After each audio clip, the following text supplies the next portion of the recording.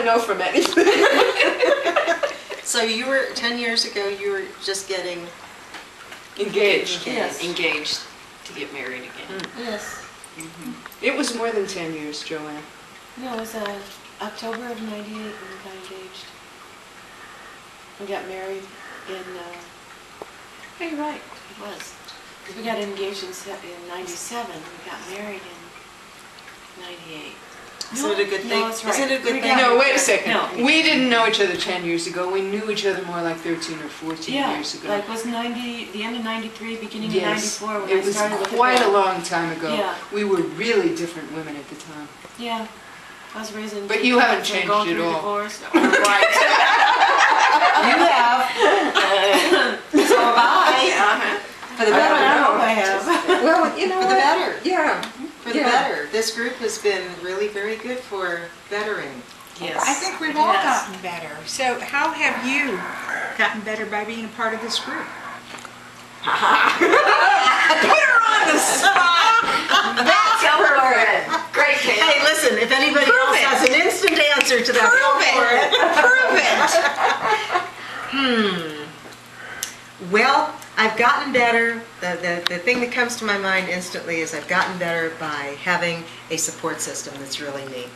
Somebody I can bounce things off of. Somebody's I can bounce things off of. So that's a first. Minds too. Huh? Bouncing bodies. Zora, she's got bouncing bodies. Yeah, but that's the first thing, really. It's because when I first moved here, the first 2 years I was taking care of my father, and it was right after that we started the mastermind group. And boy, oh boy, did I ever need some support. How about you, the rest of you?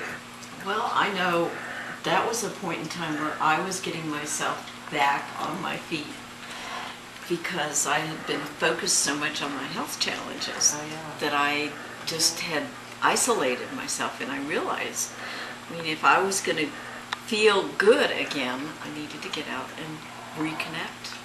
So It's really easy to be isolated, and it's a wonderful gift to have friends that you can really depend on and where you can just be whoever you are, and all of its beauty and ugliness, really. And before I joined this group, I was thinking I have to move out of Pueblo. I just really felt incredibly alone. I was not accustomed to Pueblo at all because there's not much going on in the arts here. That's the truth, you know. And I left a whole network of friends, and I really felt incredibly alone, very isolated. So this group has changed my perspective about Pueblo, but it's also changed, more importantly, my feelings about myself. So now you just want to leave in general, not Now I can't wait to get out of town. Be around young people who don't have wrinkles. And flaps. we'll discuss flaps next time. What? You were going to say something. And you, I was wondering which one of us moved to Pueblo first. I think it's one of you two. This one. 2004. You see, I was here in '93, and then I left in '96 and came back in 2001. 2001, so you're the longest. You, 2003. June of 2003. August of 2004. end of 2004. July of 2004. Wow. Wow, so I've been here longer than the three of you. Right. And I still haven't adjusted. I'm a slow adjuster. What have you got out of the group? Well, I think you guys have saved my life. I came in 2004 and came out to Pueblo to start this whole thing, and then my partners in crime never showed up, and I was out here, didn't know a soul, and you guys just saved my life. It's just been awesome for me, getting to know all of you and getting to become friends with you and getting to share and to grow and to support on all these ridiculous ways that we do it and all the deep ways that we do it. It's And your just birthday. fabulous. You have a big birthday coming. Yes, I you do. I have a big birthday coming up, and I will be Right. 60 next week. Wow. Who's the baby? You're the baby. Yeah, Joanne's the baby. Joanne's the baby. However, the you're old not at lady. that corner, but your turn signals are on, honey. I'm sorry, Nina, but after you turn 50, a couple of years here and there, You think? I think. I think really you're do. wrong. Does it get better? It gets better. No, some things do and some things get achier. Yeah. You know, it's true, but and I don't have an explanation for this at this point, but I've had this great sense of anticipation. I am looking forward to turning 60. And I don't know why. I thought I would totally freak out and people say, well, how old are you? And I said, 59 and a half. I'm almost 60. And it's this great sense of anticipation. So I have no idea why that is.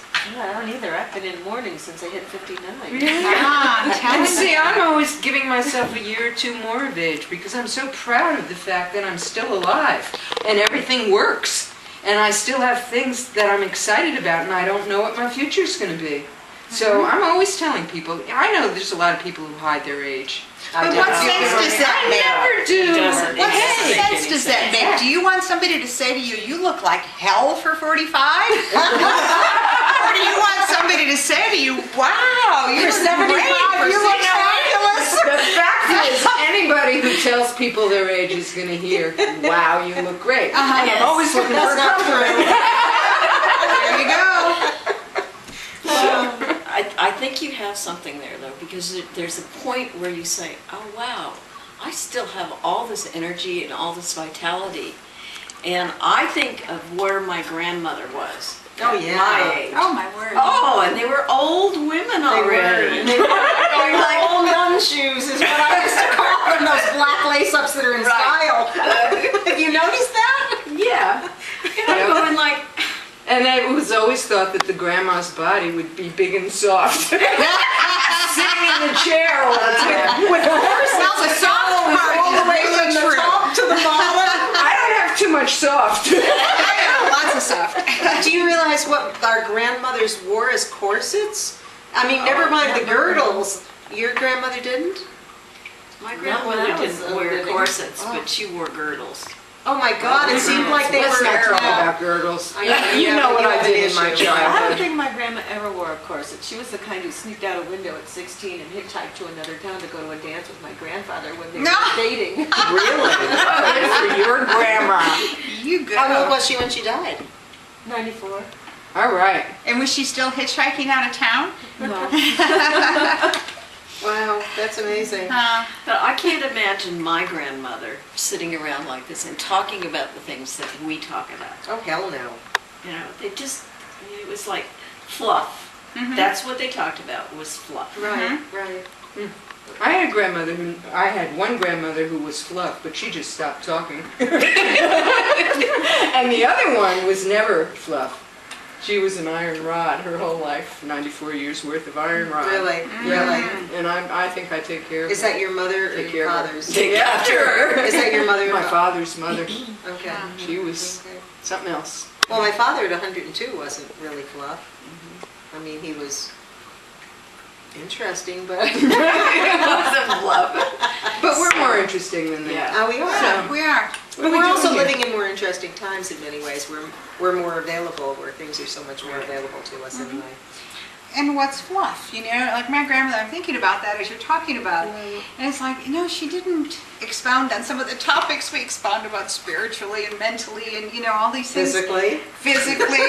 But she also had a fabulous sense of humor, and she also had this very open and loving heart. And I think that is something that's different now, you know, with families around at that time. We're creating this new community and we don't have our families around. None of us have much of You have a son here and a daughter-in-law and a husband here, but most of us don't have much family in this area. And it's very different. You do? Yeah, Joanne I does. came here because of my aging parents. Oh my God, of course, yeah, I have a brother and a sister and a niece and a nephew, and my niece has a family. of When I came course. here, my aunt was here too. and Well, I moved halfway across the country to get away from my family. It's true. And I don't mind visiting them occasionally, but that's about it. I did that in my 20s. They just followed me here.